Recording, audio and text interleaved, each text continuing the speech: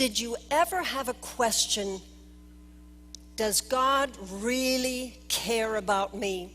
Does he even know me? Well, to answer those questions, I want you to turn to the beautiful words in 1 Peter. You are God's personal concern. You are God's personal concern. I'm going to tell you a very personal story tonight, a Taylor family story. I lived through it, my brothers and sister lived through it, my parents lived through it. And while I'm telling you a story of long ago in China, I want you to think about a powerful question. How do you anchor children for whatever's going to come? Because my story will be a story of war, and children living in a country where war was tearing up everybody's lives, including ours. And our parents were anchoring us for whatever would come in a war. But how do you anchor children today for whatever will come? And I think you'll find answers in the story that I tell you tonight. But before I tell you the story, let me make one important observation. One of God's greatest ways of revealing himself is through the testimony and example of God's children when they are struggling with pain and suffering and trouble. Everybody in China knew there was going to be a war. My father and mother were missionaries there. I was born in China. In fact, the year that I was born, the Japanese had invaded China and started gobbling chunk after chunk after chunk to be part of the Japanese empire. But you know, it wasn't going to be our war. My mother was American, my father was British. They were missionaries serving God. But we would see the gunboats out in the harbor with the Japanese gunboats shooting up into the Chinese guerrillas in the hills beyond our house. And we would see in the morning the Chinese guerrillas bloodied, bandaged, limping around Mule Road where they were escaping from where they had been attacked the night before by the Japanese. And my mother asked this question: how do you anchor children for whatever comes? Well, you know, my mother was from around Wilkes-Barre, Pennsylvania, and she was a school teacher, and she said, I know how you anchor children. You anchor children with the promises of God. And she said the way you make them really remember is by singing. So my mother said, I will put the words of God's promises to music, and the children will sing them. So every morning the little Taylor choir would gather around the old pump organ. We had a ritual at our house of family worship after breakfast. And Mother would play the old pump organ, and she put the words of Psalm 91 to music, this beautiful, beautiful psalm of the promises of God. The beginning words of Psalm 91 use 4 names of God, the beginning words. The first name of God, the Most High God, above everyone God. The second name of God, the Almighty, not the Almighty in strength, but the Almighty that cares and provides for you. The third name of God, the Almighty, unchangeable covenant God from the beginning to the end, yesterday, today, and forever. He is the God. And the last name of God in Psalm 91. The creator of heaven and earth God. That's who says, you are my personal concern. So we sang this beautiful psalm, and we would come to these words in Psalm 91, and he shall give his angels charge over you to keep you. My parents left us in the school for the children of missionaries' children to be educated and return to their missionary work in far northwest China. The day after Pearl Harbor was attacked, the Japanese appeared on the doorstep of our school. They brought a Shinto priest out to the ballpark, conducted a ceremony that said this school now belonged to the great emperor of Japan. And they came in with pieces of paper with Japanese writing, on the furniture, the desks, the chairs, the tables, the pianos, the beds. Everything now belonged to the great emperor of Japan. And then they put the seals on us and we had to wear an armband. At first they just left it that way. But after a while they looked at this beautiful school that had been founded by my great-grandfather, Hudson Taylor, and they said, we want to make this into a military base. And that was when they marched us into concentration camp. I will never forget that day. Up at the head of the line, the headmaster, with a long snaking line of the children of missionaries, God's servants, the children of God's servants, being marched into concentration camp like criminals. And the headmaster began to sing, God is our refuge and strength, therefore we will not be afraid. We had learned this hymn. And we sang with him, God is our refuge and strength, therefore we will not be afraid. You will recognize it as Psalm 46. We ended up in a concentration camp in Shandong province called Weixian. I remember when we arrived there, we were not welcomed. The place was already packed with about 1,500 prisoners, and now a whole school of the missionaries' children were being marched into this place. But I need to pause the story to take you to my mother and my father, because warring armies separated us now with no way to get together. My mother has told the story 100 times. She said we were having a faculty meeting at the Bible school in far northwest China where we had escaped in front of the Japanese. And she said as we were having the faculty meeting, somebody pushed the door open and said, Mrs. Taylor, America is at war, and told the story of Japan attacking Pearl Harbor. My mother said my heart froze. All I could think about, the Japanese now had my beautiful children. She said all I could think about was my children in the hands of the Japanese armies. And I should mention to you one of the first demands that the Japanese made, that the teenage girls should be available as comfort women to the Japanese soldiers. And my mother said I got up from that faculty meeting and rushed to my bedroom and fell on the bed and just wept in terror at what the Japanese were going to do to my children.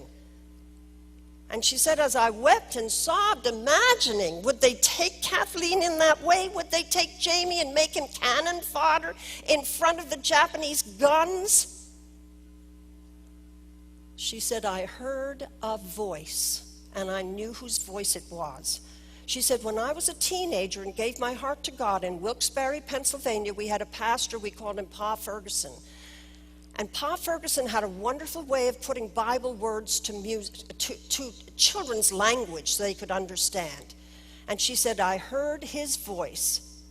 Alice, my mother's name.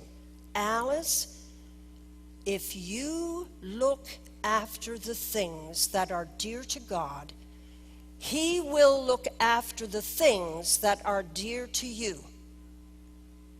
Now, you know what verse that is in the Bible? Seek ye first the kingdom of God and his righteousness, and all these things will be added unto you. And who were the children? Who were the things that were dear to God? Well, she said, the Chinese. I had heard God call me to China to serve him there. And I was to take care of the things that were dear to God, the Chinese people. And who was dear to me? Kathleen, Jamie, Mary, Johnny. She said it was like the hand of God wiped the terror out of her heart, the tears off her face, and it was like she realized that she had a pact with God, a covenant, that if I looked after the things that were dear to God, God would look after the things that were dear to me. Now let me put this story in context. We would not see our parents for 5.5 years. You fathers and mothers try to imagine it. 5.5 years. Back in the concentration camp, we had guard dogs and bayonet drills and electrified wires and prisoner numbers, all the things that would make children terrified. But the teachers, our Christian missionary teachers that were there as substitute parents said, you will become our gifts to God. We will anchor you.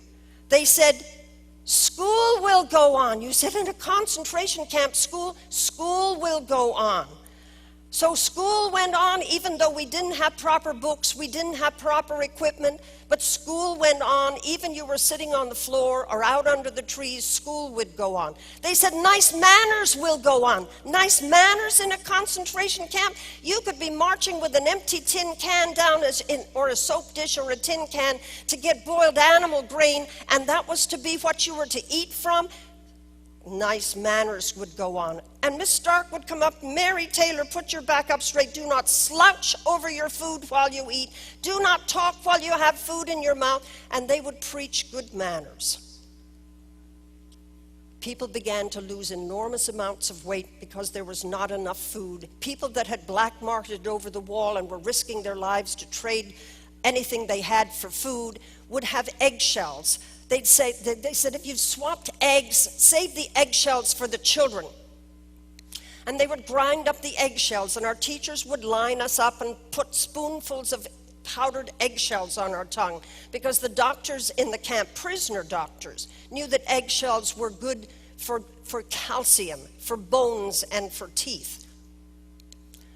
There was a group of people in the camp, the Salvation Army, that had been imprisoned with us, and the Salvation Army said, we're going to get out of this place. We will win the war. Oh, the Salvation Army had guts. They said, we will win the war, and when we win the war, we have to have a victory medley, that we will play the victory medley for when whoever rescues us. Well, who was that going to be? It didn't seem like we would ever be rescued from this place.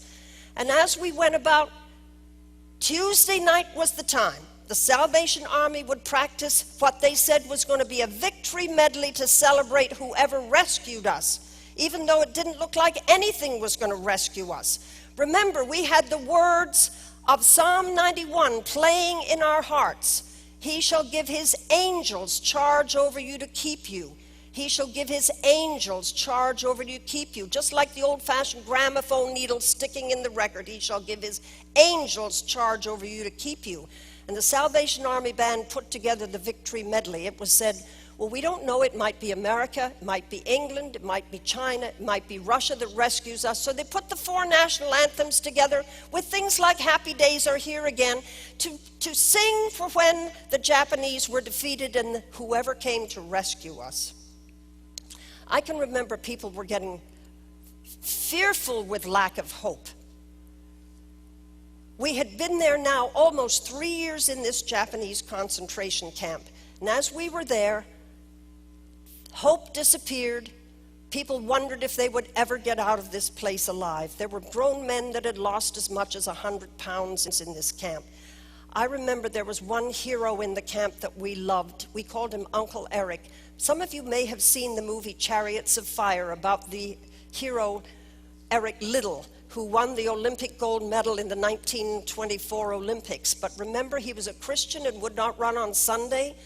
Eric Liddell became a missionary to China. He died in our concentration camp. But before he did, he used to preach and teach from the Sermon on the Mount. That was his favorite passage. His favorite passage was, and he would say, Jesus taught you to love your enemies. And that means love the Japanese. How could you say that? Some of the boys said. Uncle Eric, that's just probably sort of something to aim for. He said, well, that's what I used to think until I read the verse after that says, pray for your enemies. And he said, now I am praying for the Japanese. One of our classmates was so profoundly moved by the message of Eric Liddell in that camp that he gave his life to God to serve as a missionary throughout his lifetime to Japan. I can remember August 1945. People were now puny with hunger.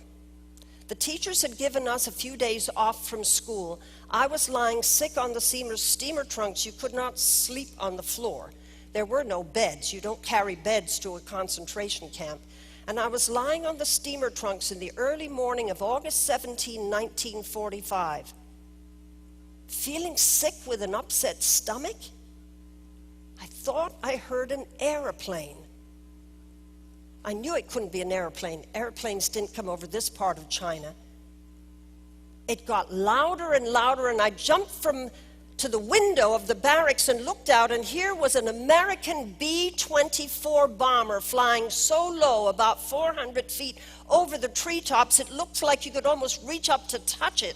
And as I watched, people began dropping by parachute out into the fields beyond the barrier walls. Well, it was instant cure for my diarrhea. I jumped up from the steamer trunks and ran for the gates of the camp. I figured out of 1,500 prisoners, I was going to be the first person at the gate to welcome whoever these gods, these angels that were falling from the sky. 6 Americans and a Chinese interpreter with them, parachuting down into the fields beyond the concentration camp. Wei Xian went mad. They were hysterical with joy. People were hysterical, weeping, pounding, dancing, cursing. Men just pushed out of the gates of the camp into the fields to pick up these American gods to carry them on their shoulders. The name of the airplane was the Armored Angel. The Armored Angel. The men of the camp carried these American gods back on bony platforms of shoulders to the gates of the camp. When they got to the gates, the Salvation Army band was on a mound by the gate playing the victory medley. And when they got to that place, oh, say, does that star-spangled banner still wave, or the land of the free and the home of the brave?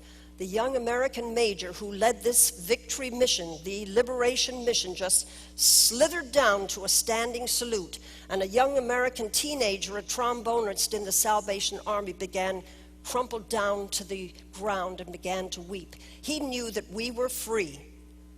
The Americans took charge of that camp and began arranging the liberation of the camp. I will remember, they evacuated us, the 4 Taylor children, in a huge transport airplane on 9/10/1945. I can remember the 4 of us in that plane. My father had not even told our mother he was making arrangements.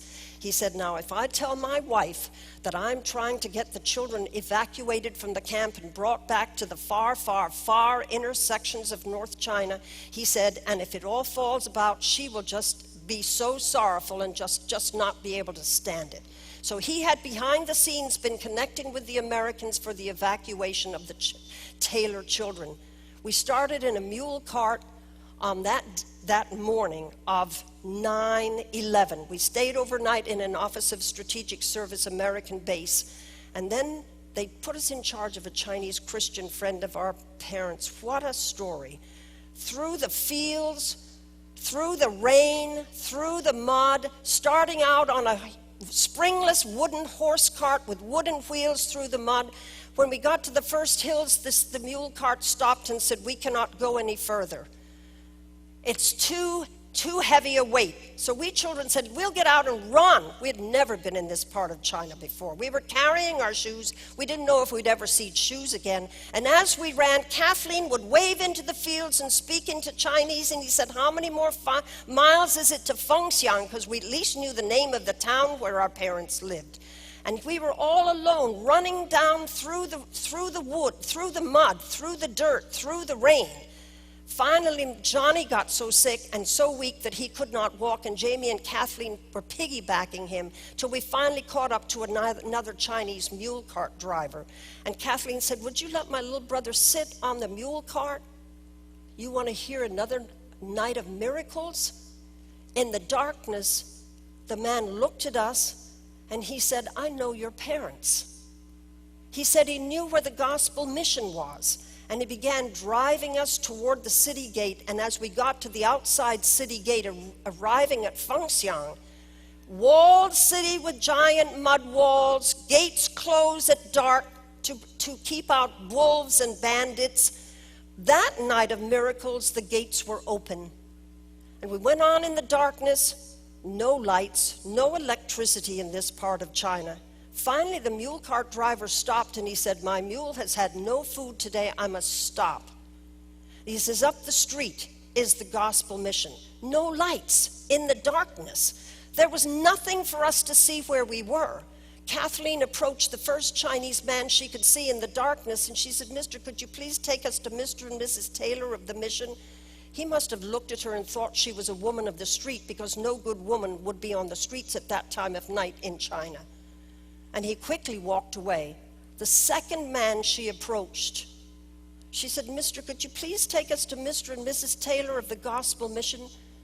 The Chinese man looked and saw 4 white children. He was a student of the Bible school where my father and mother were teaching. He immediately knew we were the 4 Taylor children he had been praying for during the war. He said, "Follow me." He brought us through a moon gate. I looked through and saw through the candlelight my dad and mom. I had not seen them for 5.5 years. And I began to scream, "Daddy, Mommy!" And the man took us in through the front door of the room, and he said, "Mrs. Taylor, the children have arrived." And she said, "Whose children?" We just poured into her arms. She was so astonished she had to measure us to see who was who. To our disbelief, we found we had a little brother almost 5 years old that we had never seen before. My mother told us this story so many, many times. I always thought she left something out. Did she hear a voice that night when she took us in her arms? Did she hear a voice say, "Alice, you looked after the things that were dear to God, and I looked after the things that were dear to you"?